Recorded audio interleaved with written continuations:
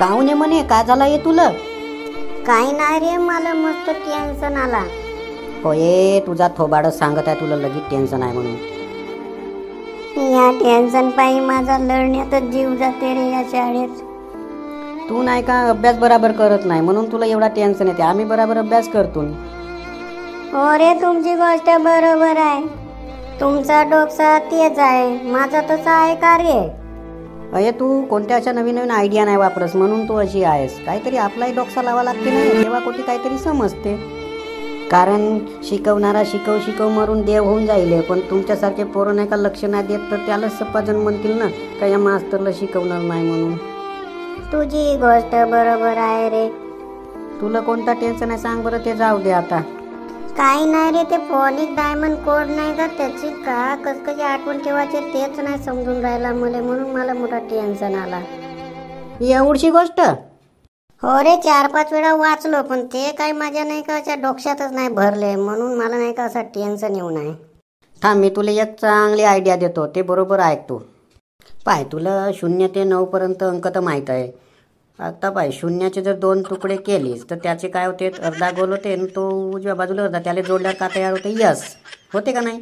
आता यसले जर उलटा ते केलीस तर तो तुले झेड सारखा दिसते पाय, म्हणून त्या शून्याले नाही का यस आणि झेड म्हणावाचा. एकले रे, एकले कसा लक्षात ठेवायचा? पाय, एक साठी नाही का 2 उभ्या रेषा काढ बरं तू. आता एक हे 2 एक एक लिहिलो, 11 लिहिलो तर पहिल्या एक नाही का वरून आडवी रेषा ते का तयार होते, टीचा टायगर. अजून आता दुसऱ्या रेषेले नाही का असा आडवा गोलपाड का तयार होईल, डी. मग त्या एकले टी आणि डी लक्षात ठेवू नये. हो रे बापा, आता लक्षात राहील नाही विसरत. आता पाय, 2 साठी सांगतो, 2 दिवसा झोपव बरं. थांब, कसा दिसते तो सांग बरं. थोडा थोडा यन सारखा दिसते रे. अरे म्हणूनच त्या 2ले यन म्हणावाचा. 3 ले रे, त्यालाही झोपव ना. हो रे, आता तो इंग्रजीच्या अल्फाबेट मध्ये यम सारखा दिसते. हो, म्हणूनच त्या 3ले नाही का यम म्हणावाचा. आता 4 ले, 4ले इंग्रजीमध्ये 4 म्हणते आणि मराठीत 4 म्हणते. शेवटचा अक्षर कोणता आहे, र. तर इंग्रजीमध्ये र साठी काय येते, आर. हो रे, म्हणजे 4 ले आर हा अल्फाबेट वापरते तो ना. हो रे, म्हणजे 0, 1, 2, 3 आणि 4 येतपर्यंत तू बहुत बढिया आयडिया दिलास. म्हणून म्हणतो थोडासा अभ्यास कर, अभ्यासाकडे लक्ष दे. तू पक्की लेंबाडी आहेस म्हणून तुला हा सपा कठीण वाटते ना. आम्ही त्या मास्तराले दोष देतो का शिकवण आहे म्हणून. जाऊ दे, आता 5 ले सांग बरं. आताच तुला म्हणलं होतं लेंबाडी. लेंबाडीमध्ये पहिलं अक्षर काय ते इंग्रजीमध्ये, यल नाही का रे, यल म्हणजे 5. बोल रे, मला तू काही बोलत राहतेस, बोल. आता 6 साठी सांगतो, लक्षात ठेव. सांग सांग. 4 नावं लक्षात ठेव तू. पहिला छाया, शीतल, जगदीश आणि गणेश. म्हणजे 6 साठी छायाचे पहिले 2 अक्षर CH किंवा शीतलचे 2 अक्षर SH किंवा जगदीशचा J आणि गणेशचा ग, असे 4 अक्षर तू इंग्रजीचे लक्षात ठेव, असा तुले म्हणायचा आहे. बरोबर आहे? बिलकुल, 1 नंबर सांगितलीस. आता पाय, आता समोर पाय बरं. तू के कसा लिहितेस, एक उभी रेषा आणि असे उलटे 7 लिहितेस, बरोबर आहे.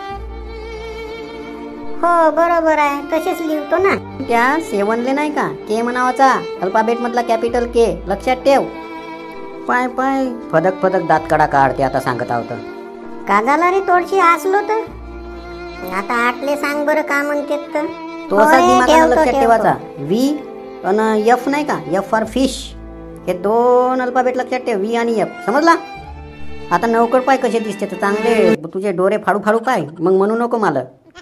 हा, पाहतो. सांग बरं कसा दिसते तर तो. अरे तो तोडचा नाही का, समजा उलटा केलास तर तो स्मॉल बी नाही का इंग्रजीतला, तसा दिसते. आणि त्याला असा उबडा केला तर पी नाही का, पी तसाही दिसते. आणि तो डी राहते तसाही दिसते. आता कोणते लागते तर थांब. अये त्याच्यामधला स्मॉल बी आणि बी हे दोनच अल्फाबेट लक्षात ठेव, बस झाला. समजला? म्हणजे फोनिक डायमंड कोड लक्षात ठेवासाठी या अशा सोप्या आयडिया वापरलो असतो तर हा मला एवढा असा सोंग करावा नसता लागला. म्हणून म्हणतो भेंगाडे अभ्यास करत जा. तो एकटा मास्तर कोणाकोणाले पूर्ण उरला आहे आणि सगळेच जण त्यालेच म्हणतात हा करते का म्हणून शाळेत. मस्त सांगतेस रे तू. तुले अशा आयडिया देईन का तू कधी ऐकलीच नव्हतीस. समजला?